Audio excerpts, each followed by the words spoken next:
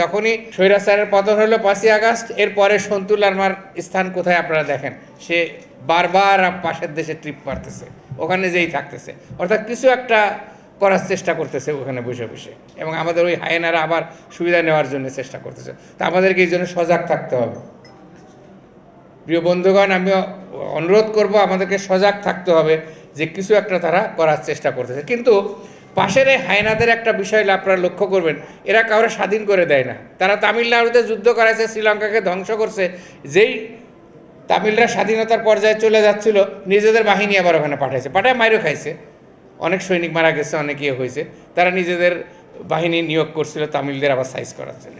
তখন তামিল, সিংহলিজ সব একসাথে মিলে ইন্ডিয়ার বিরুদ্ধে লাগছিল, লেগা ইন্ডিয়ারও অনেক ক্ষতি করছে। ঠিক একইভাবে আমি 95-এ তখন আমি জাতিসংঘ মিশনে চাকরি করি। ওখানে একজন ইন্ডিয়ান অফিসার পাই যে রর সাথে কাজ করতো এবং এই বাহিনীকে ওখানে হেল্প করতো ত্রিপুরা রাজ্যে।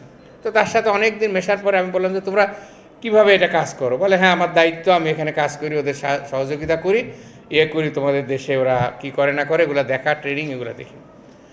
তোমরা স্বাধীন করে দাও না কেন? মানে না, ওই পর্যায়ে যাব না। ওই পর্যায়ে গেলে কি হবে, আমাদের এলাকাগুলোও স্বাধীনতা চাইব।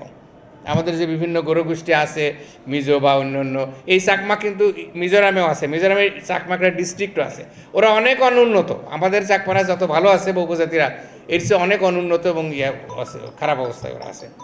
হিল ট্র্যাক্স কোনো দিন স্বাধীন হবে না, এটা রিমেম্বারে। হিল ট্র্যাক্স স্বাধীনতা পায় কই যাবে, কোথায় যাবে, ওদের কি আছে বা ওই এলাকায় কি আছে? চিটাগং পোর্ট বা বহির এন্ট্রি, 7 সিস্টারই মরতেছে, পোর্টে এন্ট্রি নাই বা তাদের বাইরে যেতে পারে না, ওই ক্ষুদ্র একটা করিডোর দিয়ে কানেক্টেড। কাজে হিল ট্র্যাক্স কোনোদিন স্বাধীন হবে না, এটা আপনারা ধরে রাখেন।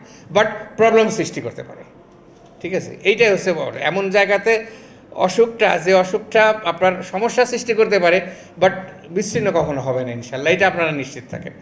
আমাদেরকে এই জন্য সজাগ থাকতে হবে।